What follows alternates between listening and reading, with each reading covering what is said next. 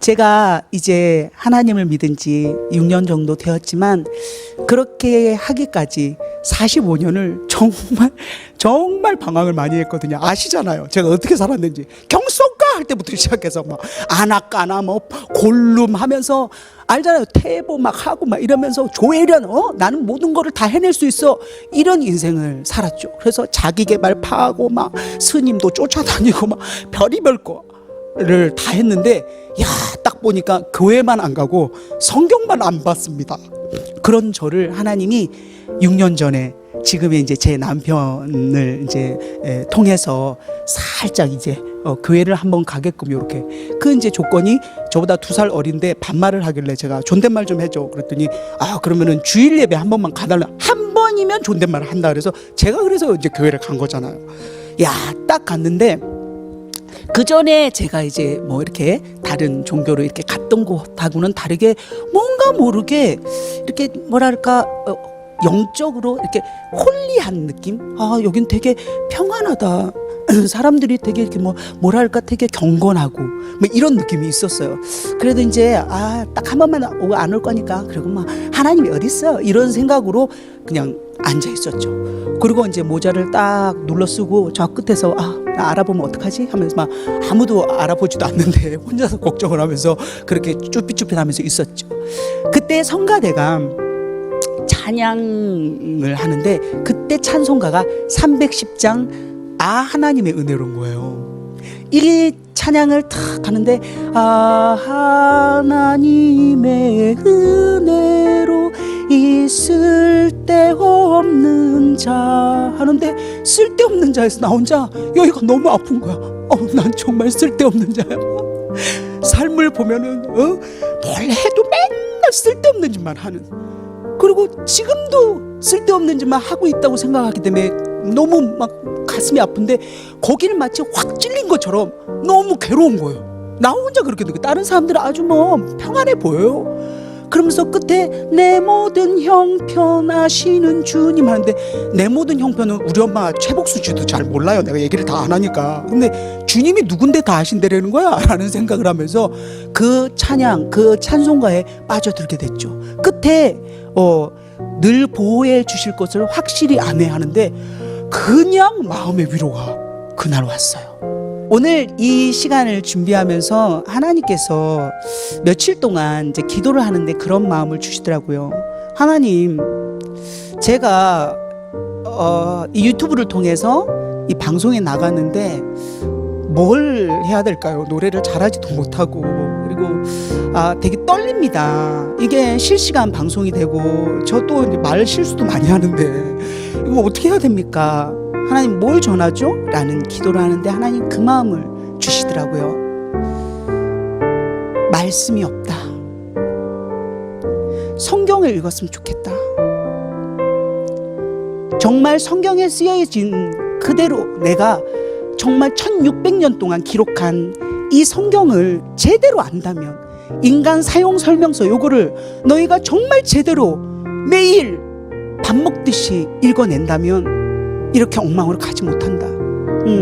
지금 사회에 문제되는 그 이단 종교들 그리고 다른 여러 가지 잘못된 그런 가르침들이 생길 수가 없다. 그거에 넘어가지 않을 거다. 그것을 얘기했으면 좋겠다라고. 제가 목사님도 아니고 진짜 그냥 조집사인데 근데 하나님이 그 마음을 주셨어요. 그래서 저는 얘기할 겁니다. 45세, 그러니까 6년 전에 제가 51살이니까 처음 교회를 갔다 그랬잖아요. 딱 교회를 갔는데 그때가 출애굽기 32장이었어요. 목사님이 출애굽기 하는데 저는 출애굽기? 처음 들어봤으니까 출애가 뭔데 굽지? 라는 생각을 했어요. 그리고 민수기가 나오길래 최민수, 김민수 이런 사람이 썼나? 막 이러고 막 이렇게 보니까는 누가복음이 나와갖고 이건 누가복음 거야? 에베소서 이게 애를 뺀 그런 내용인가 봐. 거의 그 수준이었어요. 그러면서 이제 얘기를 잘 들었죠. 전 태어나서 성경에 대한 걸 처음 들었어요. 교회에 가갖고 출애굽기를 보니까 32장 그렇게 하나님이 그 이스라엘 민족들을 이끌어가지고 진짜 그 시내산에 안착시키고 거기서 이제 모세를 만나가지고 십계명 그리고 또 성막에 관한 걸 이렇게 또 하나님이 일일이 다 얘기를 하면서 그거를 또 본인이 이렇게 쓰시고 뭐 이런 광경인데 40일만 기다렸는데 사람들이 40일을 못 기다려요. 40일이 그냥 4년 갔나 봐. 그래갖고 형 아론을 꼬셔가지고 저기 올라간 저 시내산 중턱에 올라간 애들은 저 모세도 내려오지도 않고 하는데 어떻게 우리를 저 이끌어준 신을 눈에 보이게 만들어 봐봐 해서 금송아지를 만들어요. 그리고는 그 앞에서 춤추면서 노는 장면이야. 아, 이게 우리를 이끌어준 신이다. 이게 그 내용이었어요. 저는 교회 처음 가서 이걸 듣고 이해가 안 갔어. 아니 그렇게 이끌어줬다면은 4달도 아니고 4년도 아니고 40일은 솔직히 기다릴 수 있잖아요. 사람들 진짜 의리 없다 이러면서 이제 나왔죠. 그리고 나서 이제 남편이 저는 한 번만 가기로 했는데 이제는 안 올 거지 이런 거예요. 그래서 그냥 한 번만 더 와볼게라고 했어요. 왜냐면 금송아지 사건이 어떻게 됐는지 너무 궁금한 거야. 그래가지고 그 다음 주에 갔잖아요. 야, 해결을 모세가 잘했습니다. 그렇게 우리를 이끌지 않으실 거면은 생명책에서 내 이름을 지워주세요 하면서 아주 딜을 잘하던데요. 재밌어갖고 그 다음 주도 가고 그 다음 주도 가고 지금까지 다닙니다. 근데 중요한 거는 저는 그 다음 날부터 도서관을 갔어요. 성경 읽으려고. 이게 너무 궁금한 거예요. 그 전에는 불교 쪽인데 막 팔만 대장경 엄청 두껍고 막 그렇거든. 기쁜 소식은 여러분들 다 아시겠지만 이 성경이 이게 다잖아요. 여기에 뭘 첨가를 안 하잖아. 요것만 파면 되겠다 싶어가지고 그때부터 성경을 파는데 너무 어려운 거예요. 야, 그런데도 또 읽고 하니까 하나님이 성경을 제대로 가르쳐 주시는 목사님도 만나게 해주시면서 지금 제가 신학대학원 이제 역사신학 박사 과정까지 오게 된 거죠. 근데 남편하고 이제 교회를 다니지 한 3, 4개월 정도 됐을 때 남편이 영접 기도를 집에서 해보자라는 거예요. 매주 이제 안 빠지고 교회를 갔으니까 이제 이 영접 기도를 하는데 남편이 묻는 거예요. 천지를 창조하시고 전지전능하신 하나님을 조일한 성도님이 믿습니까? 하는데 대답을 하려고 그러는데 답이 안 나와요. 이게 인정이 안 돼.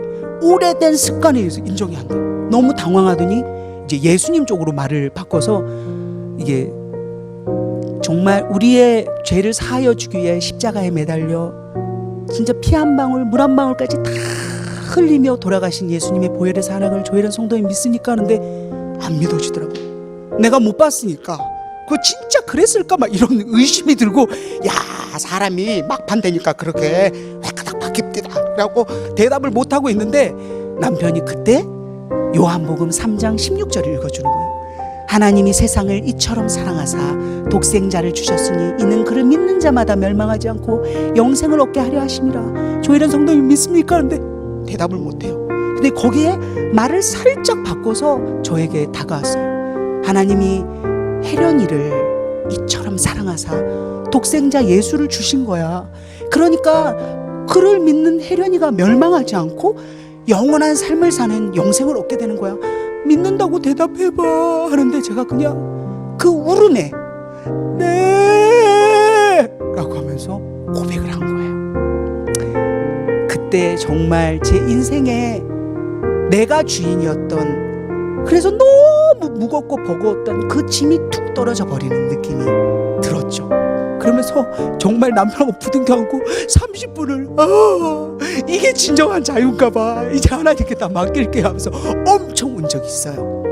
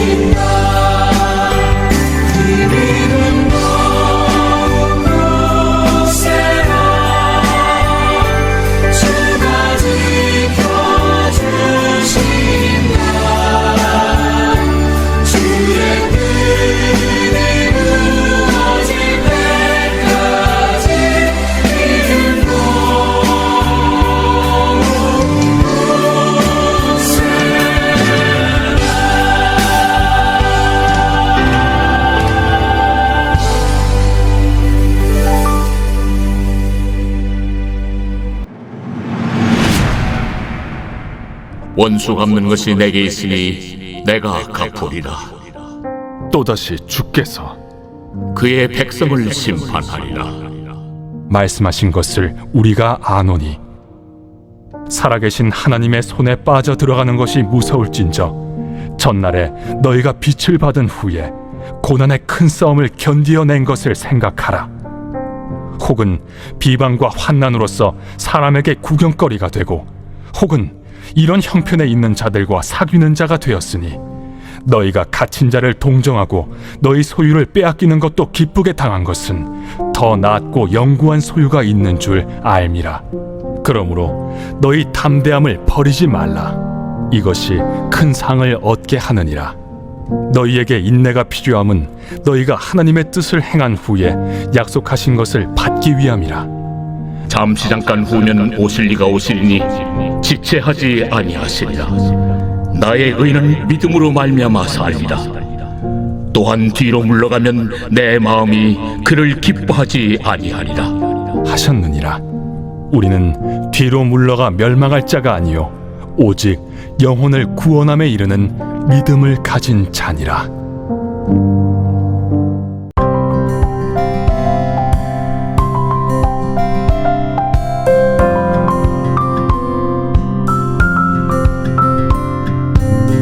여러분, 믿음은 하나님과 나와의 살아있는 관계입니다. 그런 의미에서 성경은 이 믿음을 위해서 두 가지를 제시합니다. 그러므로 너희 담대함을 버리지 말라. 이것이 큰 상을 얻게 하느니라. 믿음에서 중요한 것이 무엇입니까? 첫째, 용기와 담대함을 잃어버리지 않는 것입니다. 정말 눈앞에 하나님이 보이는 사람, 천국이 내 앞에 느껴지는 사람은 어떤 시련과 고난, 역경이 온다 해도 천 사람, 만 사람이 내게 불평하고 비난하고 조롱한다 해도 결코 용기를 잃어버리지 않습니다. 이것이 믿음인 것이죠. 너희에게 인내가 필요함은 너희가 하나님의 뜻을 행한 후에 약속하신 것을 받기 위함이라. 둘째, 진정한 믿음을 가진 사람은 끝까지 기다릴 수 있습니다. 도중에 포기하는 것은 믿음이 없기 때문입니다. 그가 믿음의 소망을 갖지 않았기 때문입니다. 저 끝에서 나를 기다리시는 그리스도를 보지 못하기 때문에 도중에 하차해 버리는 것이죠. 어떤 길을 가고 있다고 생각해 보십시다. 저 끝에서 나를 기다리는 어떤 분이 손을 흔들고 있습니다. 그러면 어떤 고난이 있어도 거기까지 갈 것입니다. 그러나 그것이 안 보이는 사람은 가다가 도중에 포기하고 말 것입니다. 예수 그리스도를 보고 계십니까? 표대이신 예수 그리스도를 보고 계십니까? 그렇다면 끝까지 행진해야 합니다. 도중에 포기하면 안 되는 것이죠. 우리 주님은 믿음을 위해 용기를 잃지 말고 끝까지 끈질게 인내하라는 말씀을 하고 계십니다. 고린도전서 13장에서 사랑은 오래 참는 것이라고 말하고 있습니다. 얼마나 놀라운 메시지인지 모릅니다. 성경은 믿음을 갖기 위해 끝까지 오래 참기를 부탁하고 있습니다. 도중에 포기하지 마십시오. 믿음의 줄을 붙잡고 계속 나아가십시오. 도중에 용기를 잃고 포기하지 마십시오. 끝까지 나아가십시오. 잠시 잠깐 후면 오실 이가 오시리니 지체하지 아니하시리라. 이 말씀은 우리가 용기를 가지고 끝까지 인내를 할 이유를 보여주고 있습니다. 주님을 대명하면서 하루를 살아가기를 바랍니다. 오늘 낮에 오실지 저녁에 오실지 모릅니다. 그 생각을 하면 가슴이 뜁니다. 우리 주님은 언제 오실지 모릅니다. 그렇기 때문에 용기를 잃지 말아야 하며 그렇기 때문에 끝까지 기다려야 합니다. 지금까지 얘기한 것을 한마디로 정리하면 히브리서 10장 38절에서 39절 말씀입니다. 나의 의는 믿음으로 말미암아 살리라. 또한 뒤로 물러가면 내 마음이 그를 기뻐하지 아니하리라 하셨느니라. 우리는 뒤로 물러가 멸망할 자가 아니요 오직 영혼을 구원함에 이르는 믿음을 가진 자니라. 오직 나의 의는 무엇으로 살리라고 말씀하십니까?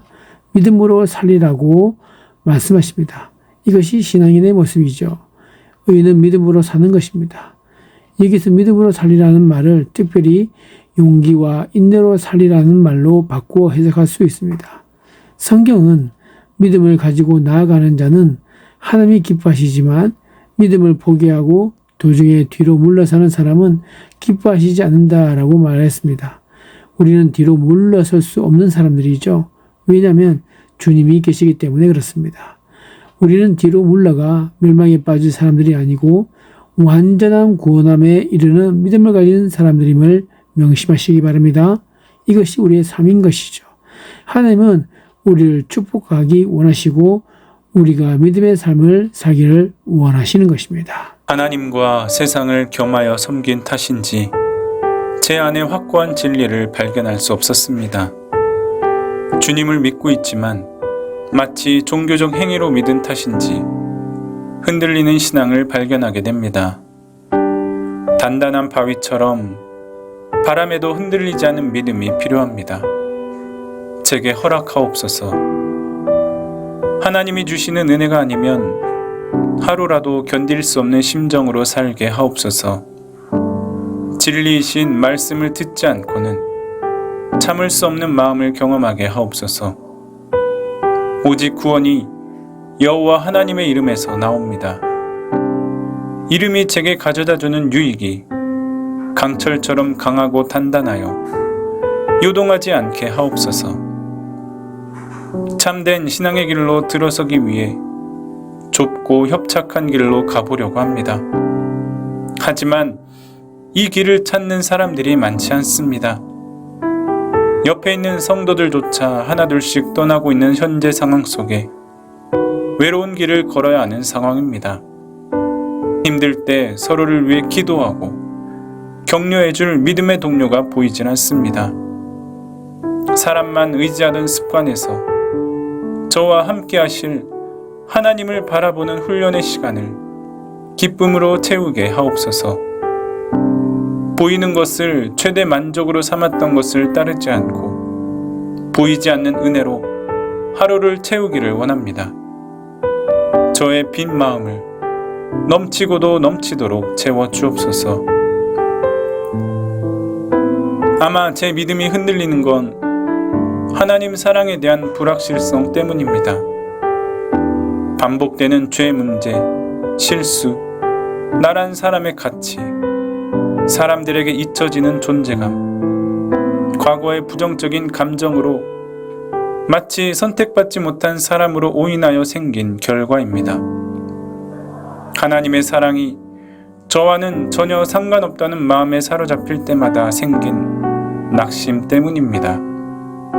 저를 고쳐 주옵소서. 하늘의 신령한 위로의 복을 지금의 제게도 주옵소서. 제가 여전히 사랑받고 있음을, 하나님을 향한 마음이 새롭게 뜨거워질 수 있기를 원합니다. 모든 인류에게 예배를 허락하셨습니다. 뜬구름 잡는 신앙이 아닌 살아계신 하나님을 향한 적극적인 감사의 고백임을 알아가기를 원합니다. 초월적인 하나님이 사람과 만나주시고 은혜를 주시기 위해 허락하신 예배 안에서 기쁨을 회복하게 하옵소서. 그 속에서 제게 주신 구원의 선물을 모두 받을 수 있게 하옵소서.